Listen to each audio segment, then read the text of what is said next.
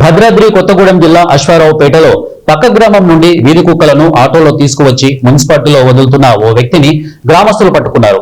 తమ ఊర్లోనే వీధి కుక్కలు ఎక్కువయ్యాయని నానా అవస్థలు పడుతుంటే బయట ఊర్ల నుంచి తెచ్చి తమ ఊర్లో కుక్కలను వదిలేస్తున్నావా అంటూ గ్రామస్తులు ఆ ఆటో వారిని దేహశుద్ధి చేసి పోలీసులకు అప్పగించారు.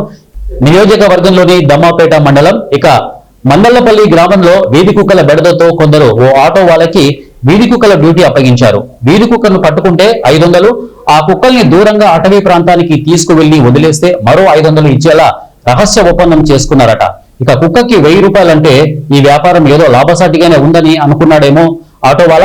ఇక డీల్కి ఓకే చెప్పి కుక్కల్ని పట్టుకోవడం వదిలివేయడం చేస్తున్నాడు. అడవిలో వదిలివేస్తే కుక్కల సంతతి తగ్గి తమ గిరాకీ పోతుంది అనుకున్నాడో ఏమో గాని ఇక పట్టుకున్న కుక్కని తీసుకువచ్చి ఏకంగా అశ్వారావుపేట మున్సిపాలిటీలోనే వదిలేస్తున్నాడు.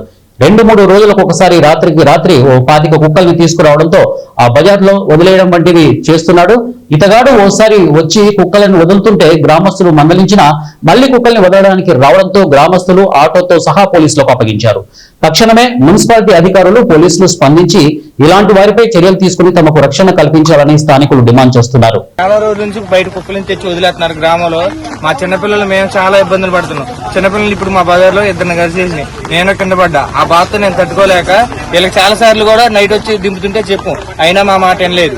ఎన్నిసార్లు హెచ్చరించినా కాదంట్లా. ఈ దసరాపేట సిటీలో ఇప్పటికీ వీళ్ళు ఇంతవరకు ఒక 1000 కుక్కలదా దింపారు. ఎన్నిసార్లు హెచ్చరించినా అదే పనిగా వస్తున్నారు. ఇప్పుడు ఇంకా చెప్తున్నాడు ఊరి చివర వాళ్ళు వెనకొండడికి వచ్చి వదిలేస్తున్నారు. పోలీసు వాళ్ళు మీరు ఎట్టగట్టాలి దింపకుండా మీరే కాపాడాలి మమ్మల్ని. అది కూడా నేనే సంవత్సరం పత్యం చేశా. ఇప్పటికి 10 కుక్కలు 20 కుక్కలు దింపారు. మళ్ళీ వచ్చింది లోడు.